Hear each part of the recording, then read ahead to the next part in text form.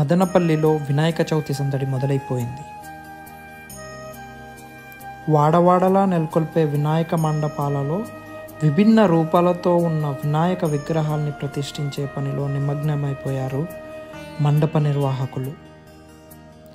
పర్యావరణ పరిరక్షణ అనే అంశం వినాయక చవితితో ముడిపడిన క్రమంలో క్రమేపీ మట్టి వినాయక విగ్రహారాధన పెరుగుతోంది.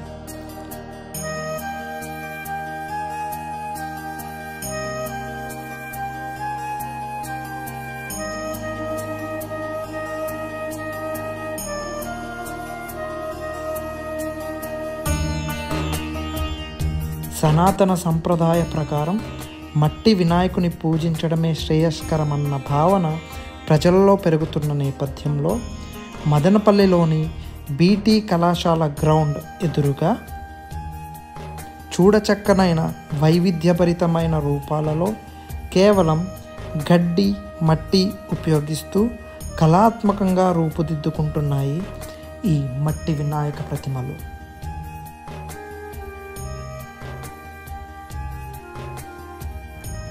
కలకత్తా నుండి వచ్చిన ఈ కళాకారుల బృందం ఇప్పటికే అధిక మొత్తంలో ఆర్డర్లు స్వీకరించి మట్టి వినాయక విగ్రహ తయారీలో తలమునకలవుతున్నారు.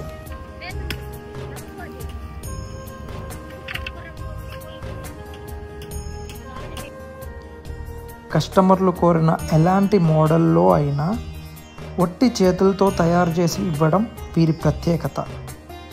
సాధారణంగా మట్టి విగ్రహాలు గరిష్టంగా 4 నుండి 5 అడుగులు మాత్రమే ఉండేవి. కానీ ఇక్కడ మాత్రం గరిష్టంగా 15 నుండి 18 అడుగుల వరకు తయారు చేయడంతో ప్రజలు మట్టి విగ్రహాలు కొనుగోలుకే మొగ్గు చూపుతున్నారు.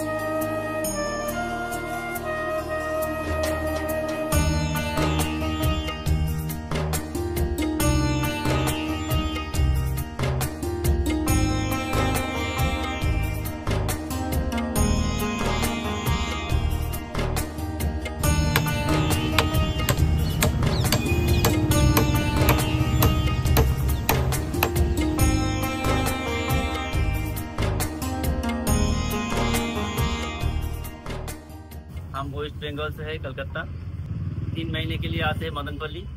गणपति का कारखाना है हमारा, अच्छा है इधर कारोबार। यहाँ का लोकल मिट्टी है हमारा, कलकत्ता से भी मिट्टी लाते हैं हम उधर से फिनिशिंग के लिए। यहाँ पे खाली मिट्टी का मूर्ति बनता है 5 फीट से 3 फीट से लेके 12 फीट तक। प्राइस 7,000 से चालू है, 50,000, 60,000, 70, 17, 18। 20 दिन पहले ऑर्डर देना पड़ेगा, अभी ऑर्डर क्लोज हो गया।